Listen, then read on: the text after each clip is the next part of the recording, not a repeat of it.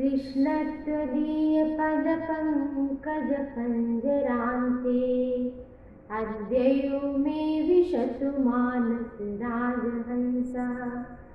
प्राणप्रयाणसमये कफवातपित्तैः कण्ठावरोधन विधौ स्मरण कुतस्ते। श्री राधा वल्लभ भगवान की जय।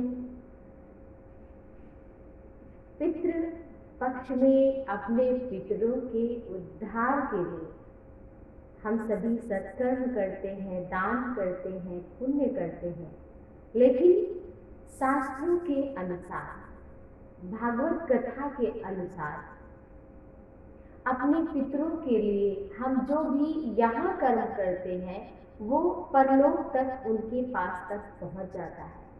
श्रीमद् भागवत में बड़ी ही सुंदर कथा आती है धुंधकारी की, आप सभी ने सुना होगा।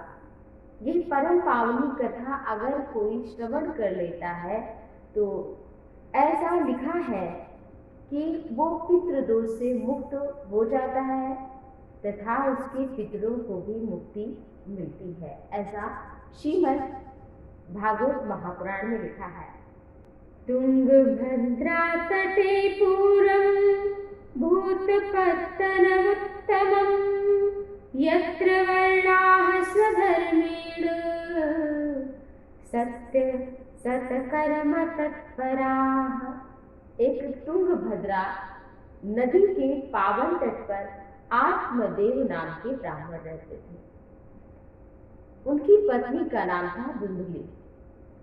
दोनों बड़े प्रेम से रहते थे, घर में कोई कमी नहीं थी, लेकिन उनके पास खाने को बहुत कुछ था लेकिन कोई खाने वाला नहीं था, इसलिए वो बड़े ही दुखी थे। बहुत प्रकार से दान किया, पुण्य किया, लेकिन उन्हें किसी पुत्र या पुत्री का मुख देखने को नहीं प्राप्त हुआ। यहाँ तक वो कोई तुलसी का पौधा ले आते तो वो भी सूख जाता। गाय खरीद कर ले आए, वो भी बांझ निकल गई, उसने भी किसी बछड़े को जन्म नहीं दिया। श्रीमद् भागवत महापुराण में लिखा है, सब प्रकार से सत्कर्म करने के पश्चात जब उन्हें पुत्र न प्राप्त हुआ तो उन्होंने आत्महत्या करने की सोची। आत्मदेव ने आत्महत्या करने की। धुंधली उनकी पत्नी जो थी वो कभी भी अपने पति की आज्ञा का पालन नहीं करती थी, घर में क्लेश लड़ाई करती थी। लिखा है कि दुखी होकर ब्राह्मण देवता एक नदी सरोवर के तट पर गए। शृणु विप्र मयाति यद्य प्रारब्धं तु विलोकितं सप्तजन्मावधि पुत्रो नैव च नैव च। जब तालाब के किनारे गए उन्होंने आत्महत्या करने की सोची तो उधर से एक ब्राह्मण देवता निकल रहे थे। उन्होंने दुखी ब्राह्मण को देखा, साधु संत जा रहे थे, तो उन्होंने पूछा कि क्या बात है ब्राह्मण देवता, तुम बहुत दुखी दिखाई दे रहे हो। तो कहा, महाराज हमारे कोई संतान नहीं है, तो जब गृहस्थ में कोई संतान नहीं है तो इससे अच्छा है मर जाना। उनके हाथ की रेखाओं के, ललाट की रेखाओं को देख करके उन महात्मा ने बताया कि हे ब्राह्मण देवता, तुम्हारे तो 7 जन्मों तक संतान है ही नहीं। और निराश हो गए सुनकर के, सोचने लगे अब तो आत्महत्या मैं कर ही लूंगा। अपुत्रस्य गतिर्नास्ति, जिसके पुत्र नहीं होता उसकी सद्गति नहीं होती। परंतु ऐसा होता तो गीदड़ के भी संतान होती हैं, भैंस पशु पक्षी के भी संतान होती हैं, कुत्ते के संतान होती हैं। आत्मदेव को बड़ा ज्ञान दिया, लेकिन आत्मदेव कुछ समझने को तैयार नहीं हुए। जबकि श्रीमद् भगवद गीता में कहा है भगवान श्री कृष्ण ने कि वैसे तो गृहस्थ जीवन के लिए सब कुछ है, लेकिन यदि कोई त्याग वैराग्य में संन्यास ले चुका है या गृहस्थ जीवन में है तो उद्धरेदात्मनात्मानम् आत्मानम् अवसादयेत् मनो बंधुरात्मैव रिपुरात्मनः। हम स्वयं ही अपने मित्र हैं, हम स्वयं ही अपने शत्रु हैं, ऐसा श्रीमद् भागवत महापुराण में लिखा है। ब्राह्मण देवता ने सोचा कि अब आत्महत्या कर लूं, तो संत ने देखा कि ये समझेगा नहीं। सुत वित लोक ईसना तीनी, यही कर मन इन कृत न बली। सुत वित पुत्र, धन और सांसारिक यश की प्राप्ति के लिए कौन दुखी नहीं हुआ। यही कर मन इन कृत न बली। तो ब्राह्मण देवता को संत महात्मा ने फल दिया और कहा, ले जाओ अपनी पत्नी को दे देना, खिला देना, इससे सुंदर संतान की प्राप्ति होगी। लेकर के गए ब्राह्मण देवता आत्मदेव धुंधुली को वह फल दिया, लेकिन धुंधुली ने वह फल खाया नहीं। सोचा कि मुझे दर्द होगा, प्रसव पीड़ा होगी और बहुत प्रकार से हमें कष्ट सहने को मिलेगा। तो उनकी बहन समय आई थी, उसने कहा कि अरे कहीं फल खाने से गर्भ ठहरता है, बालक होता है। अरे अगर इतना ही है तो तुम्हारे यहाँ एक गाय आई है, जैसे वो भी तुम्हारी तरह बांझ है, उसको खिला कर देखो। और तुम्हें पुत्र की इच्छा है तो मैं अभी अभी गर्भवती हुई हूँ, अपनी संतान तुम्हें दे दूंगी। अगर बालक हुआ तो तुम्हें या बालिका जो भी होगी मैं तुम्हें दे दूंगी और तुम मुझे धन दे देना। बात तय हो गई, पक्की हो गई। पति को बता दिया, हमने खा लिया और पेट में कपड़ा कुछ बांध करके संयम नियम के साथ रहने को संत ने कहा था, उसी प्रकार वो रहने लगी। अंततः 9 मास व्यतीत होने पर धुंधुली ने एक पुत्र को जन्म दिया। अब देखो, ईश्वर देता है तो कैसे देता है। वो जो गाय थी, इधर तो धुंधुली की बहन ने बच्चा दे दिया, अपना बालक दे दिया, तो आत्मदेव को लगा हमें बच्चा हुआ है, हमारा पुत्र है ये। उन्होंने बहुत प्रकार से दान धर्म किया और श्रीमद् भगवत महापुराण में लिखा है कि यत् कालीन तौ जातो तरुणो तनया उभौ गोकर्ण पंडितो ज्ञानी दुंदुकारी महाखलः। समय पर दोनों बालक बड़े होने लगे। गाय से जो पुत्र हुआ, गाय से क्या हुआ, क्योंकि वो तो गाय ने नहीं दिया था, वो तो संत देवता का दिया हुआ फल रूप में पुत्र जन्म हुआ, इसलिए उसका नाम गोकर्ण रखा। क्योंकि उसके जो कान थे वो गाय के समान थे और बाकी पूरा शरीर मनुष्य के आकार का था, उसका नाम गोकर्ण रखा। दोनों ही साथ साथ बड़े होने लगे, लेकिन गोकर्ण पंडित ज्ञानी हुए और वहीं पर धुंधुकारी दुष्ट प्रवृत्ति का हुआ। जुआ, मांस, शराब, डकैती आदि प्रकार से घर में क्लेश करता और अपनी पत्नी तक को उसने निकाल दिया। उसके पिता आत्मदेव बड़े दुखी हुए, समझा कर नहीं माने तो एक दिन गोकर्ण ने कहा, देहे अस्थि मांस रुधिरे अभिमतिं त्यजतुम पश्यामि संजगदिदं क्षणभंगनिष्ठं वैराग्य राग रसिको भव भक्ति निष्ठः वैराग्य राग रसिको भव भक्ति निष्ठः। कहा कि हे पिताजी, पुत्र पुत्री किसके, संतान किसके, माता पिता भाई बहन किसके, ये तो यहाँ पर माने हुए संबंध है। कहा कि पिताजी, अगर आप विचार करिए तो ये केवल देह, अस्थि, मांस, रुधिर से ही युक्त है, इसमें कौन किसका। ऐसा विचार करके वैराग्य रूपी रथ में डूब जाइए और आप घर से बाहर जाइए।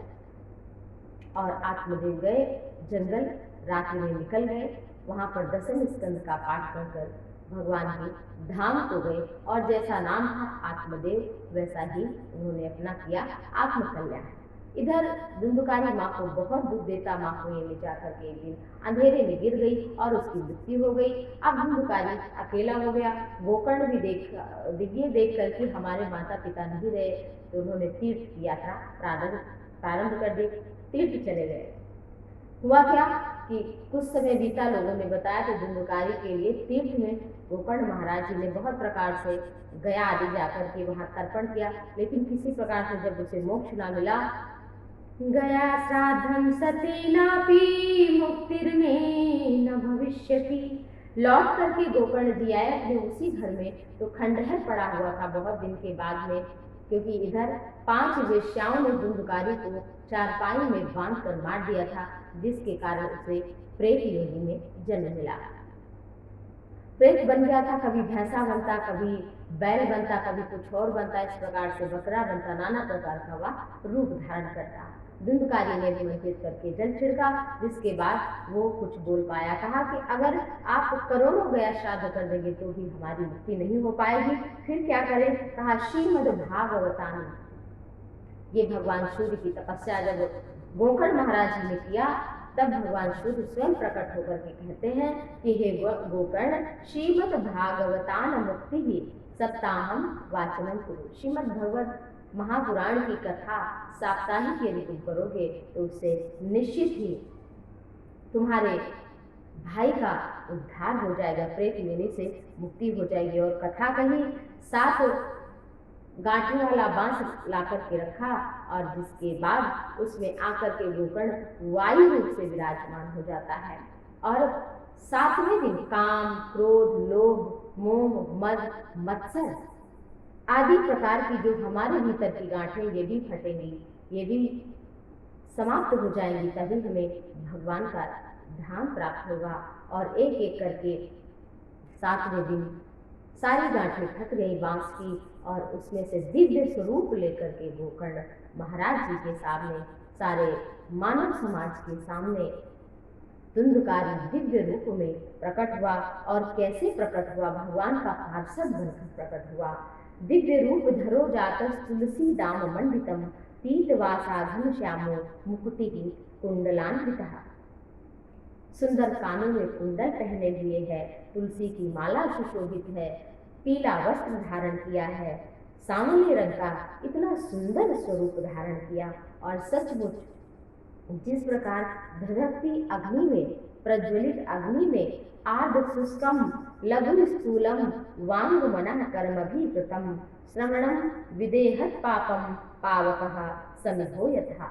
जिस प्रकार आर्दम शुष्कम, चाहे वो गीली हो, चाहे वो सूखी हो, चाहे छोटी हो, बड़ी हो, सभी प्रकार की लकड़ी बहुत विशाल अग्नि समूह में जल करके जिस प्रकार नष्ट हो जाती है, उसी प्रकार श्रीमद् भागवत कथा को सुनकर बड़े से बड़े, छोटे से छोटे पाप मन वाणी कर्म से समाप्त हो जाते हैं। और राजा परीक्षित के पास केवल 7 दिन का समय था, सुनने का ही विधान था, इसलिए नहीं तो ये शरीर क्या है, कृमिविड भस्म संज्ञातम शरीर मिति वर्णितम आस्थिरेण स्थिरम कर्मो कुतो अयम साधने नहीं तो कृमिविड भस्म संज्ञातम, या तो पृथ्वी के नीचे मरने के बाद यह शरीर दबाया जाएगा तो कीड़ा बन जाएगा, और जल में फेंका जाएगा तो बड़े बड़े जानवर जलचर जीव खा लेंगे, और अगर अग्नि में इसे रखा गया तो ये जल करके 2-4 मुट्ठी राख बन जाएगा। तो यही है शरीर की गति। मनुष्य यहाँ पर जो भी सत्कर्म करता है वो परलोक में उसके लिए पाथे का काम करता है, किराए का काम करता है। तो यहाँ से हम अपने लिए कुछ धन जमा करके, पूंजी जमा करके परलोक की यात्रा करें। और फिर सुंदर विमान आया, भगवान के पार्षद आए, और जो गोकर्ण महाराज जी ने धुंधकारी को कथा सुनाई, 7वें दिन विमान पर बैठ करके वह भगवान के परम धाम को गया। और इसमें लिखा है, आख्यान में परम पवित्रम श्रुतम सुखद्वयी विदहेरधोहम साधे प्रयुक्तम चित्र तिक्ति माहवन्नित्यम सुपाठाद सुपुनर्भवम चा। जो इस कथा को श्रवण करता है, आख्यान में परम पवित्रम, इतना पवित्र है कि श्रुतम सकृद्वयी विदहेरधोहम, सुनने मात्र से उसका पाप नष्ट हो जाता है। श्राद्धे प्रयुक्तम पितृ पितृ, अगर श्राद्ध में कोई इसको श्रवण कर लेता है तो निश्चित ही सुपाठादाद पुनर्भवंचा, फिर उसके जीवन से पितृदोष समाप्त हो जाता है। और जो भी इस कथा को सुनता है उसका इस जगत में भी कल्याण होता है। तो इस कथा से क्या शिक्षा मिलती है कि हम ही आत्मदेव हैं, हमारी आत्मा, और आत्मदेव को हम समझे तो धुंधुली माने कुतर्क करने वाली हमारी बुद्धि है, उसको हमें समझाना है। और अभिमान ही गोकर्ण विवेक है और अभिमान वो धुंधकारी है। तो इस प्रकार से जब धुंधकारी अभिमान गोकर्ण विवेक रूपी कथा का आश्रय ले तो निश्चित ही उसे वैकुंठ की प्राप्ति हो जाती है। तो इस कथा में आप सभी ने श्रवण किया कि किस तरह से धुंधकारी की श्रीमद् भागवत कथा सुनने से मुक्ति हुई। तो आप सभी पर भगवान श्री राधे कृष्ण की अपार कृपा बनी रहे। और फिर से आप सभी के साथ में किसी कथा को लेकर आते हैं। तब तक के लिए जय श्री राधे, जय श्री कृष्ण।